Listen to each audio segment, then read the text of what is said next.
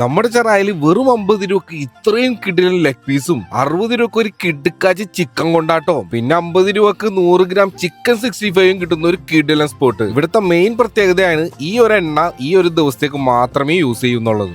പേരെന്താണ്? എൻ്റെ പേര് സനുരാജ്.